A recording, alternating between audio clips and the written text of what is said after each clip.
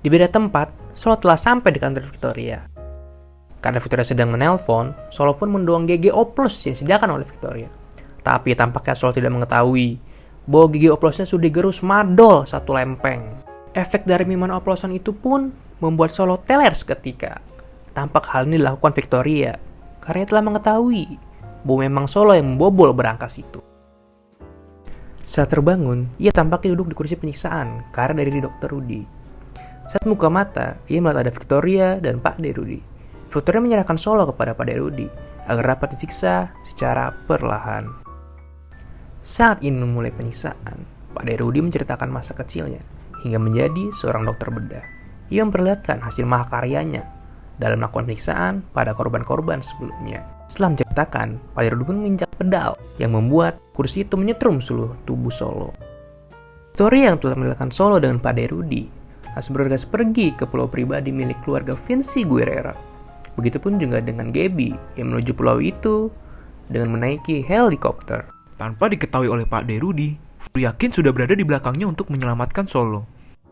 Pak De Rudy gantian di strum tanpa butuh waktu lama. Pak De Rudy langsung membocorkan semua informasi yang ia tahu. Gampang juga nih aki-aki psikopat jadi cepu. Di saat Solo dan Furyakin sedang berunding di luar ruangan, tiba-tiba kursi setrum itu konslet dan membuat Pak De Rudy terbakar dengan tingkat kematangan medium rare. Karena mendapat informasi itu, Solo dan Furyakin pun langsung pergi ke bandara. Sesampainya di bandara, ia telah ditunggu helikopter yang akan mengantarnya. Dan tak diduga-duga, di sana ia disambut oleh bapak-bapak yang Solo curi undangannya saat di pesta. Saat dalam perjalanan, Furyakin dan Solo ditelepon oleh atasan mereka untuk mendapatkan data penelitian bom atom. Kalau perlu, mereka harus saling membunuh untuk mendapatkannya. Setelah itu, bapak-bapak tadi menjelaskan mengenai misi yang akan dilakukan.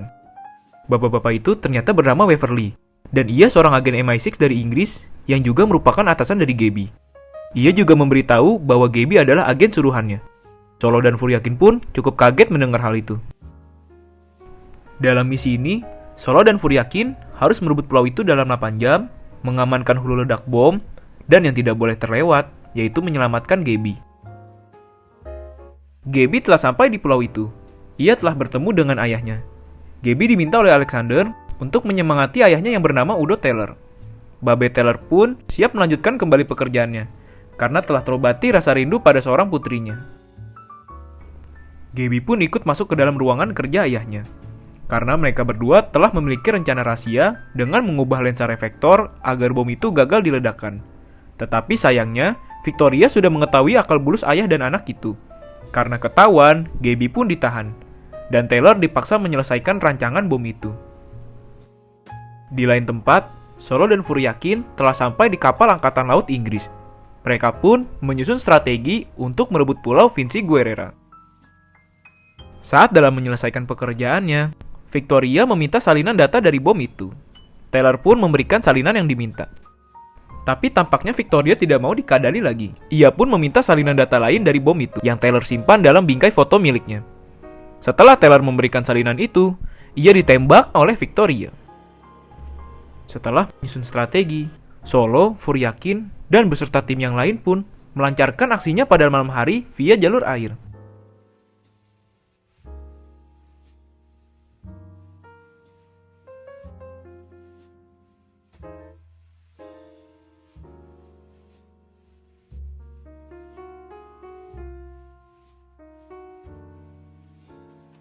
Solo dan Furyakin masuk ke dalam ruang kerja milik Taylor. Tapi yang ia temui hanya mayat Taylor. Saat sedang menyusuri area itu, Solo bertemu penjaga yang ternyata memakai jam Furyakin. Setelah itu, Solo melihat CCTV dan terdapat bahwa Alexander dan Gaby berada di pintu masuk yang hendak untuk kabur. Solo pun langsung menginformasikan kepada Furyakin dan bergegas menaiki Tamiya Dinamo Kilikan. Berbeda dengan Solo, Furyakin lebih memilih menaiki motor Kang Galon.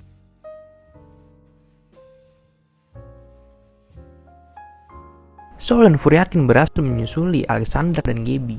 Tetapi Furyakin yang berada di samping mobil Alexander terjatuh karena disenggol. Solo melihat hal itu tidak terima atas kejadian yang dilakukan oleh Alexander, sehingga ia menabrakkan mobil Alexander sampai membuat mobil itu terguling-guling.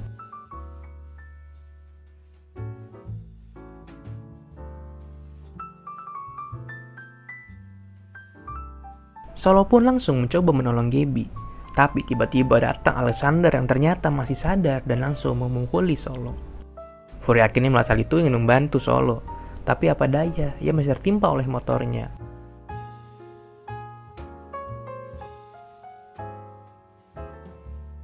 Pada saat Solo yang ditembak oleh Alexander, tiba-tiba datang Fury dari arah belakang dan melempar motor yang menimpanya ke arah Alexander.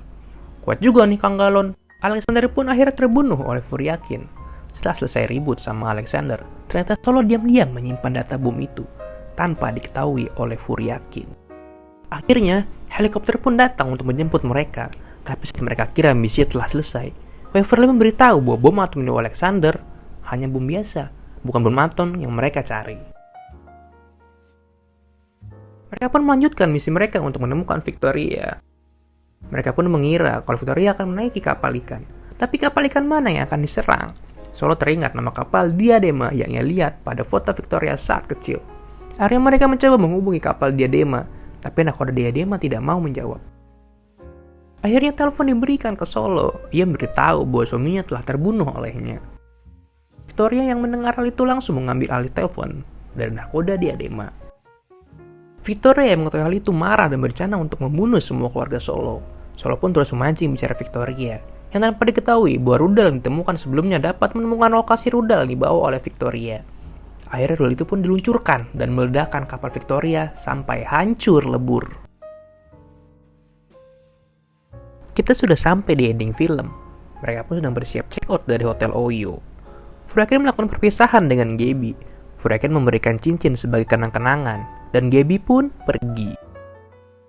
Fury mendapat telepon dari atasannya yang mengatakan bahwa Amerika memiliki salinan data bom itu. Jadi lain tidak bukan adalah Solo. Fury akhirnya tersulut emosinya karena atasannya menjelek-jelekan ayahnya yang gagal. Ia pun langsung menuju kamar Solo. Sesampainya di kamar Solo dengan wajah yang marah, Fury pun melihat salinan data bom itu. Solo tampaknya menyadari perubahan sikap dari Fury dan menyiapkan beceng di kopernya. Tapi tiba-tiba Solo malah melemparkan jam tangan Fury yang saat itu dicuri. Akhirnya mereka pun sepakat untuk membakar salinan data bom itu sambil mabui cap tikus. Dan film pun berakhir. Menurut gue sih, dari film ini sih kita nggak bakal tahu ya. Kalau musuh aja bisa jadi kawan kita. Sama satu lagi nih pesan buat kalian. Gaby aja yang montir bohnya ternyata agen MI6. Jangan-jangan Kang Baso depan rumah kalian